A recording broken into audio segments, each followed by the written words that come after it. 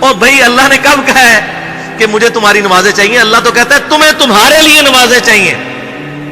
اور نماز کو اتنا کیجول بنا لیا انہوں نے. صحیح مسلم کے اندر حدیث ہے، آپ صلی اللہ علیہ وآلہ وسلم نے فرمایا بندے کے کفر اور اسلام کے درمیان فرق ہی نماز ہے. جو نماز پڑھتا ہے وہ مسلمان ہے، اور جو نماز نہیں پڑھتا وہ پاکستان کے شناختی کارڈ میں مسلمان ہے، اللہ کی ڈیفینیشن میں وہ عملاً کافر ہے. صحیح مسلم انٹرنیشنل نمبرنگ کے مطابق 246 نمبر حدیث ہے.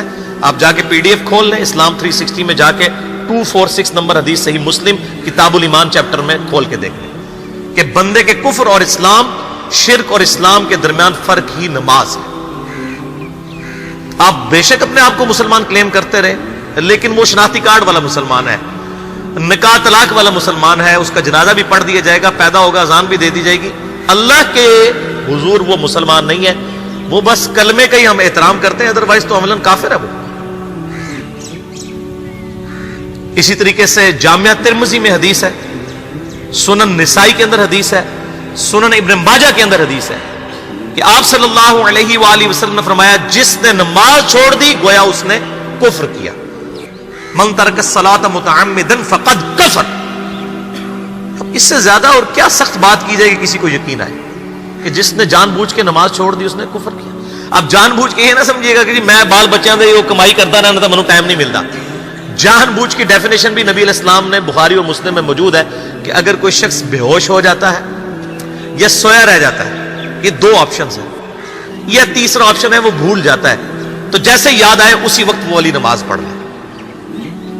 لیکن جو شخص دنیا کو ٹاپ پرائورٹی مانتا ہے، اپنا آفس چھوڑنے کے لیے تیار نہیں، اپنا کلینک چھوڑنے کے لیے تیار نہیں ہے، اور اپنی دکان چھوڑنے کے لیے تیار نہیں ہے نماز کے لیے، تو ظاہر ہے کہ وہ تو اپنے آپ کو دھوکہ دے رہا ہے. اللہ تعالیٰ تو اپنے معاملات کے اندر بالکل اسٹریٹ فارورڈ ہے. بالکل یہ ذہن میں رکھ لیں.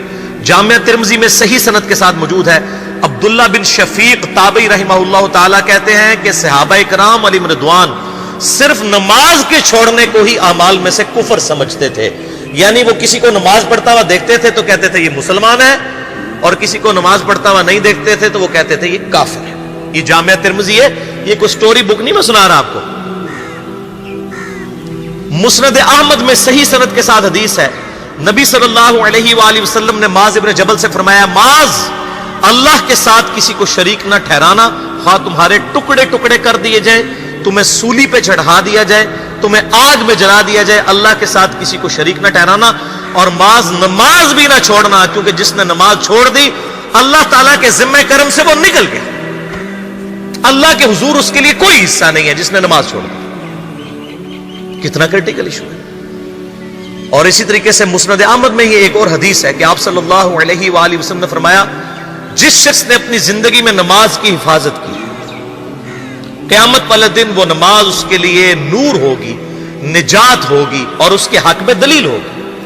اور جس نے نمازوں کی حفاظت نہیں کی اس کے لیے قیامت والے دن کوئی نجات، کوئی نور اور کوئی دلیل نہیں ہوگی، الٹا اس کا حشر قارون، فرعون اور ابی ابن خلف کے ساتھ ہوگا والعیاذ باللہ تعالی. یہاں تو ہم کہہ دیتے ہیں یا اللہ جو کچھ بھی ہے تیرے محبوب کی امت سے ہے، یعنی یا اللہ ہم نے تو اپنی اصلاح کوئی نہیں کرنی، ہمیں اسی طریقے سے ہی قبول کر لیں والعیاذ باللہ تعالی.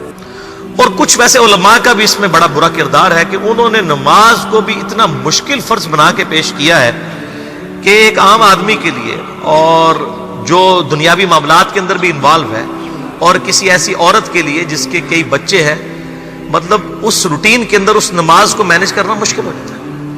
ہمیں تو عشاء کی صرف 17 رکعتیں بتا دی گئی ہیں، حالانکہ 24 گھنٹے کے اندر ٹوٹل نماز کی رکعتیں 17 ہیں جن کی اکاؤنٹیبلٹی ہے.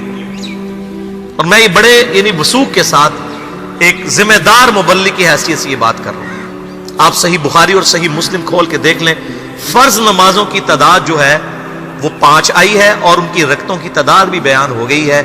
فجر کے 2 فرض، ظہر کے 4 فرض، عصر کے 4، مغرب کے 3 اور عشاء کے 4. اور سفر میں سارے 2 فرض ہیں، مغرب کے 3. یہ ٹوٹل 17 رکھتے ہیں جن کی اکاؤنٹیبلٹی. باقی جنہ گڑ پاؤ گے